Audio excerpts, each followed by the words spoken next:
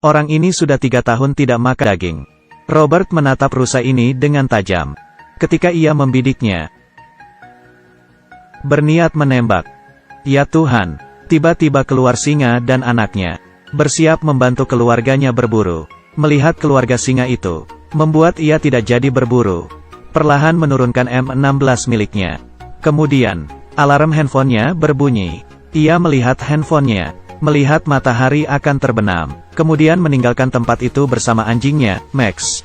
Kenapa dia berburu di kota? Kenapa dia takut dengan matahari yang akan terbenam?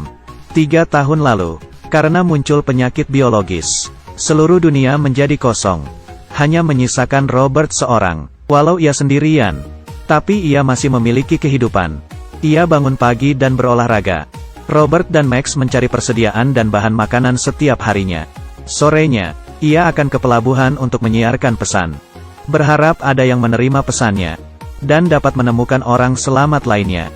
Dia berdiri di sayap pesawat, bermain golf, terjatuh ke tanah. Mereka tidak bisa terkena sinar matahari. Robert pergi dari bahaya. Setelah datang ke tempat mereka, Robert melanjutkan penelitiannya. Dia membuat perangkap di luar tempat monster itu bersembunyi. Menaruh botol darah sebagai umpan, dan menunggu agar umpannya termakan. Tak lama kemudian, perangkapnya berhasil. Sebuah truk jatuh, dan satu monster terseret dalam kantong hitam. Tapi sangat aneh, monster yang tadi terkena sinar matahari berteriak kepadanya. Mungkinkah ia masih dapat berpikir? Setelah Robert kembali, ia mulai bereksperimen. Monster kali ini wanita. Ia berharap suatu hari eksperimennya akan berhasil, dan mengembalikan monster itu menjadi manusia. Monster itu berbaring di meja. Karena takut akan matahari, mereka hanya bisa keluar pada malam hari. Dan sejam lalu, dia tertangkap oleh Robert. Ia menggunakan serum buatannya untuk mengubah mereka kembali menjadi manusia. Sayang sekali setelah berkali-kali percobaan, semuanya gagal. Agar monster itu tidak mati, ia memberikannya suntikan. Untuk menghabiskan waktu, ia memancing atau pergi ke toko kaset, mengambil beberapa film untuk ditonton. Dia akan memperlakukan manekin sebagai teman, menyapanya. Sepulang ke rumah, ia menggunakan pemutih untuk menghilangkan bau. Malam pun tiba, semua pintu dan jendela harus ditutup. Kemudian bersembunyi di bak mandi, memegang senapan dengan erat. Ia tak bisa tidur sampai jam 3 subuh. Karena malam adalah waktunya para monster beraktivitas. Keesokan siangnya, Robert menemukan hal yang aneh.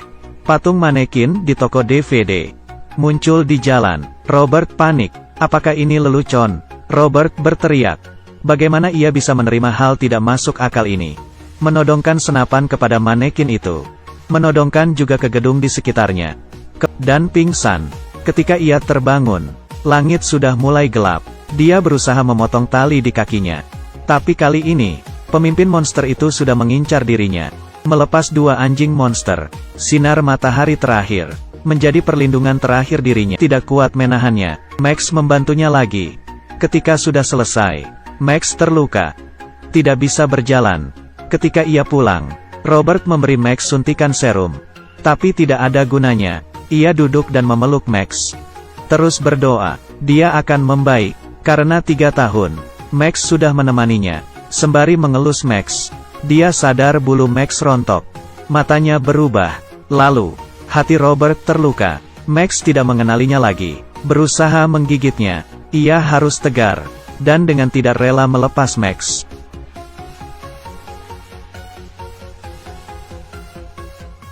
Max sudah tidak ada. Robert tidak memiliki niat hidup. Malam hari tidak lama, para monster membalikan mobil Robert.